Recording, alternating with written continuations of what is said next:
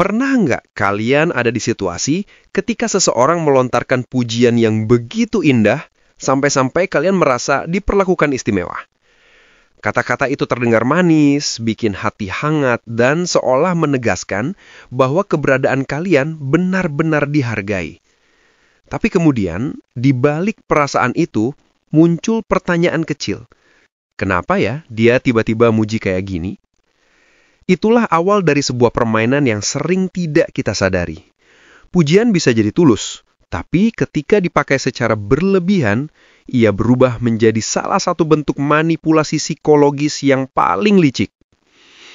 Kita semua tahu manusia punya kebutuhan alami untuk dihargai. Rasa ingin dianggap penting, rasa ingin dipandang berharga, itu bukan kelemahan, itu bagian dari sifat dasar kita.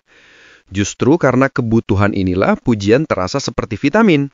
Sekali dua kali didengar, kita bisa lebih percaya diri, lebih semangat menjalani hari.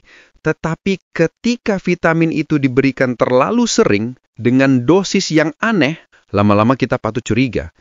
Apakah ini masih bentuk apresiasi atau sebenarnya racun yang dibungkus manis?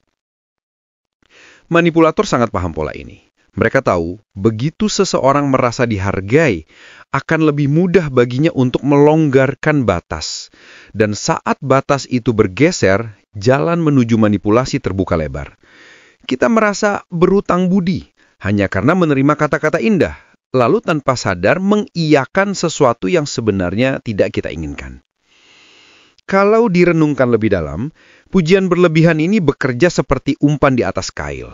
Dari luar terlihat manis, menggiurkan, dan membuat kita merasa istimewa. Namun di baliknya ada tujuan tersembunyi, menarik kita masuk ke permainan mereka. Dan begitu kita sudah menggigit umpannya, seringkali sulit untuk melepaskan diri tanpa meninggalkan luka. Yang membuat pujian berlebihan begitu berbahaya adalah sifatnya yang halus. Tidak ada paksaan, tidak ada ancaman. Justru karena caranya lembut, banyak orang tidak menyadari bahwa dirinya sedang diarahkan.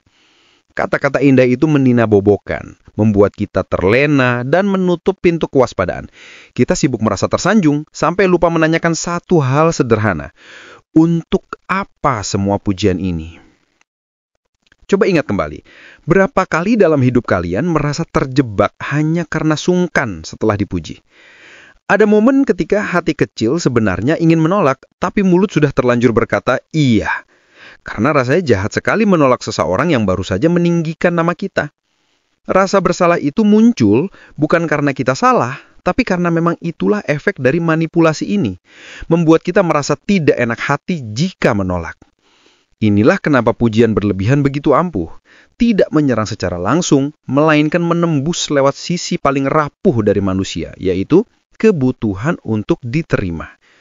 Kebutuhan itu universal. Tidak peduli siapa kita, di posisi apa, semua orang pasti pernah mengalaminya.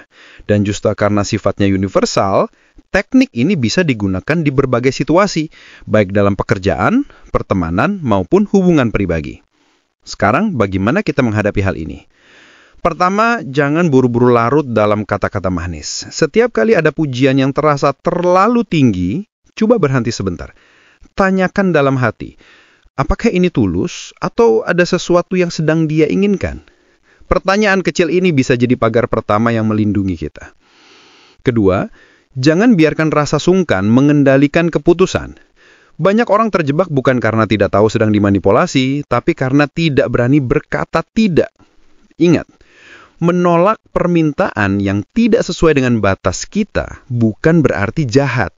Itu artinya kita paham bahwa harga diri tidak bisa dibeli hanya dengan kata-kata manis. Ketiga, lihatlah tindakan lebih daripada kata-kata. Pujian bisa diucapkan siapa saja, dengan alasan apa saja, tapi tindakan selalu menjadi cermin niat yang sebenarnya. Jika seseorang rajin melontarkan pujian, tapi tindakannya tidak pernah selaras, maka kemungkinan besar pujian itu hanya topeng. Kita perlu ingat, pujian pada dasarnya memang itu bukan sesuatu yang buruk. Justru itu bagian dari komunikasi yang sehat kalau datang dari ketulusan.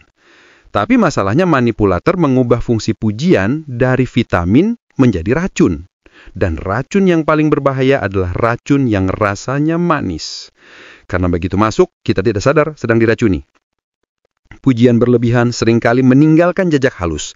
Misalnya rasa sungkan yang terus menghantui, rasa bersalah yang tiba-tiba muncul, atau bahkan kewajiban yang tidak pernah kita sepakati, tapi tiba-tiba kita tanggung.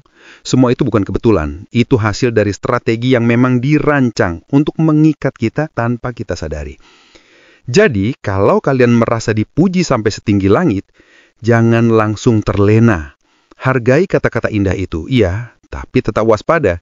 Karena di balik kalimat yang terdengar menyanjung, bisa jadi ada niat yang sama sekali tidak ada hubungannya dengan menghargai kalian. Pada akhirnya, semua kembali ke kesadaran diri. Kalian berhak menikmati apresiasi yang tulus, tapi kalian juga berhak menolak jebakan yang dibungkus manis. Pujian yang tulus akan membuat kita tumbuh, sedangkan pujian yang manipulatif hanya membuat kita terjebak. Dan tugas kita adalah belajar membedakan keduanya. Ingat baik-baik, ketika seseorang terlalu sering menyanjung, bisa jadi itu bukan tanda kekaguman.